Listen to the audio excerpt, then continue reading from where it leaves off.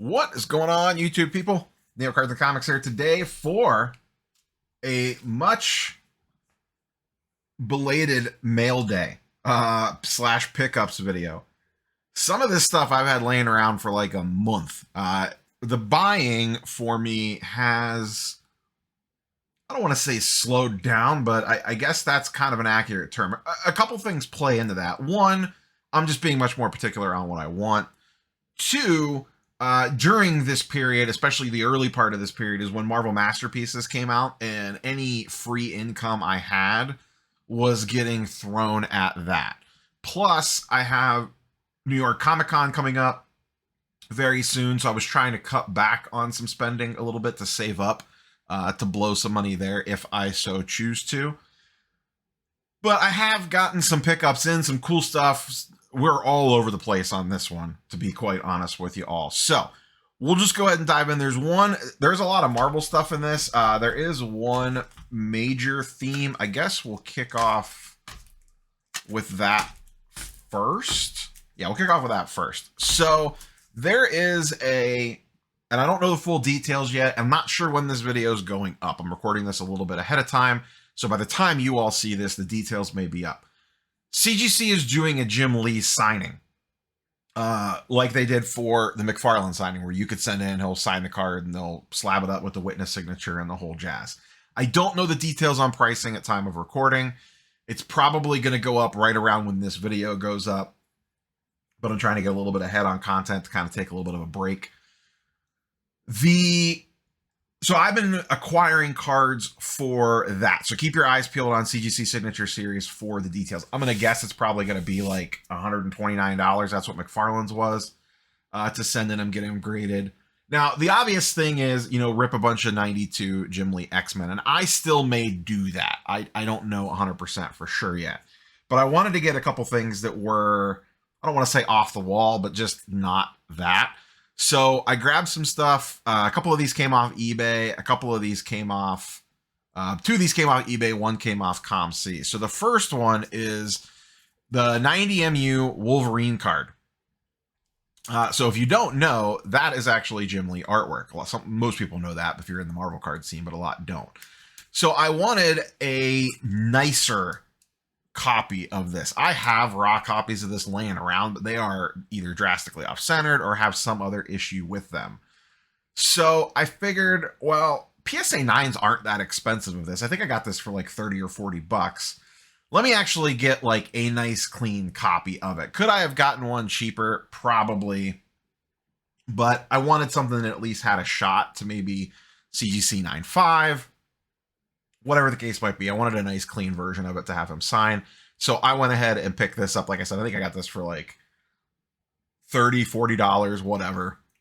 So I will actually be cracking this out of the PSA slab to send into CGC. This actually looks pretty good for a PSA 9. Top to bottom centering is off slightly, but it's not that bad. So maybe this actually has a chance to get a little bit of a bump. We'll see. So I picked this up to go in for that Jim Lee signing. Along with that, I also grabbed one of the holograms. I got this in a PSA 8, same thing. These are, I think I paid maybe 30, 40 bucks for this. I just thought this would be a very unique card to have him sign. Once again, I went PSA 8 on this one because if you know on these could be really messed up. Tons of surface issues, tons of centering issues. So I was actually, this was a very much buy the card, not the grade. I actually paid slightly more for this one over some other cheaper PSA 8s out there because of the eye appeal. This actually has pretty good centering for one of these. And at least in the slab, I could not see anything super significant on the surface. Maybe something there that could be on the slab that could be on the card. It looks like it's just a piece of fuzz, but regardless, it might be a little bit of a mark there, but fairly clean for the purposes of this. So we're going to go ahead and send this one in for that signature as well. I always really, really like this card. One of the better holograms in that set. So that is going in. I also picked, this is up from the 1990 Comic Images, I believe that it is, Jim Lee set. This is the iconic cover image from X-Men 268. Classic Jim Lee cover with Black Widow, Cap, and Wolverine on it. This was like literally $5. I think I got this on ComC. Actually, it might have been like $10 on ComC. Same thing. This will be getting cracked out. This one's a little off-centered left to right. But I just thought this would be a cool card just because it's not just X-Men characters going on it. And these aren't... They're easy to find, but they're not like easy to find, you know, if you know what I mean. Because I figure everyone's going to be sending in, you know, 92 X-Men stuff, which don't get me wrong, I will 100% be probably ripping a box of 92 X-Men to get some cards to send in for this signing. There are definitely some that I want. I'm going to wait to see what the pricing is, and I'll do a full video on exactly what I'm sending in. But these three are going for sure, and then I'll probably send like 2 or 3 cards from the X-Men set. If I pull a lot of nice looking cards from the X-Men set, this one might not make the cut. This would be the first one that I would drop off to squeeze in something else. But I just feel like this is just a little bit more of a unique card to send in. Let's finish up Marvel stuff, and then we'll get into sports and then odds and ends. Couple ComC pickups. These are actually, all 3 of these are ComC pickups. This is all Gwen's. Ghost Spider. This was from Marvel Unbound. I bought this raw on ComC and graded it prior to, this is how you can tell this is from a while. Well, I had it sent home about a month ago. It's in the old CGC label. This is the rainbow foil from Marvel Unbound. So great looking card there. I didn't really necessarily care about the grade. I just wanted it slabbed up in the CGC slab before the blue labels went away.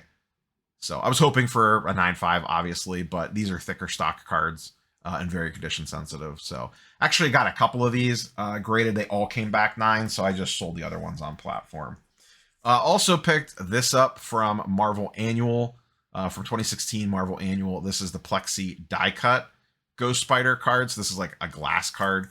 That piece of paper in there is just the ComC slip. I've just been lazy and haven't taken it out of the slip, but cool looking card there. I forget what I paid for this. And then last but not least, you know, I talk about using the money that I've been sending on the ComC stuff that I've been sending in, like the odds and the ends of, I don't want to call it junk, but just stuff I don't feel like dealing with that's taking up space, and using that money to buy PC cards. That is what I did here. I've been wanting one of these forever. This is the Haley Steinfeld auto from Into the Spider-Verse. And one of these came up on there for, I think like 300, and I offered like 250, and we settled on like 275. Which is very reasonable for this. And these are condition sensitive. I like the edges on the back of these are always really, really rough shape. You can see across the bottom there. So I bought it raw, and then I sent it in for grading. You can see that's in the new CGC label. And it came back an 8.5, which once again, I was perfectly fine with. I just wanted it slabbed, particularly in the CGC label, or slab because I like my PC stuff in there. But this goes to the heart of what I have been doing with ComC, is sending that stuff in, building up that bankroll, and when a cool card comes up that I've wanted for PC, just grabbing it, even if it might be, now I got a pretty good deal on this one, or at least a fair deal. But even if it's slightly more than what I want, I don't really care, because it's basically like I turned a random stack of cards that have been sitting in my house into one single cool card that I actually really want to own. That's been the whole point of my ComC experience to this point. And though I am sponsored by ComC, this video is not sponsored by them. So pick that up. Really, really excited to add that one. That's probably going to go on the row there. Some sports cards pickups. I picked this up right before the season started at my local show. Myles Garrett PSA 10 color match, 2017 optic. So this is his rookie. This is numbered out of 199. I think I got this for like $100. I'd have to go back and double check, but really, really like this card. It looks really, really clean. It's the one thing about defensive players. For the most part, you can get really cool cards of them for extremely reasonable prices. So I was happy to add this one. I'll just tuck this one away. You know me and my color matches, couldn't resist. Last but not least, on the sports card front, and then I got 2 like nonsense pieces. Picked up a really nice Manny Ramirez. This popped up on eBay. I got this about 2 weeks ago. Burbank, when they put cards up, a lot of times, especially the rare stuff, they're very fairly priced. They put up this Manny Ramirez Essentials Credential, or I'm sorry, Credentials, not Essentials, Credentials. PSA 9. This one is numbered out of $299. They put this up for $199. Best offer, buy it now. That seemed like a very, very good deal. So I went ahead and smacked the bid on it. And a couple weeks later, one came up for auction. And at auction, this card went for, in the same grade, PSA 9, went for like $400. So I do think I got a really good deal on this. I'm excited to add this one to the Ramirez PC. That PC is getting pretty nice these days. Maybe I'll do a video overviewing it one day.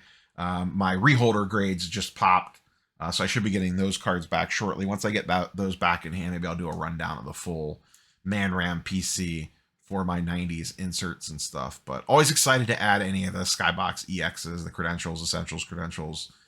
Any of that stuff was really, really cool. So happy to add this one. Like I said, I think I got a really good deal on it. Next, in the completely off-the-wall category,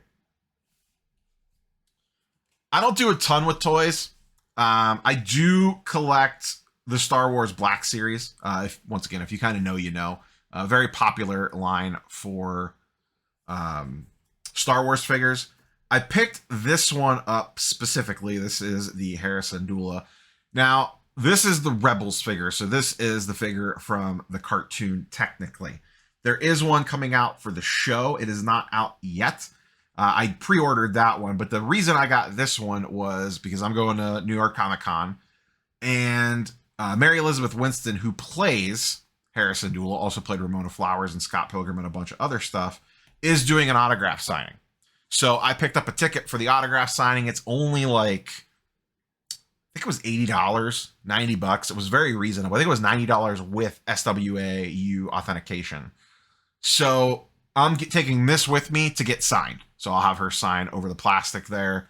And then I don't know if there'll be anywhere I could send this in to get graded. If you're a toy person and if you know if they will grade and authenticate an auto, feel free to drop that in the comments down below. I'm not into the toy grading thing, but I wouldn't mind getting this one slabbed up potentially.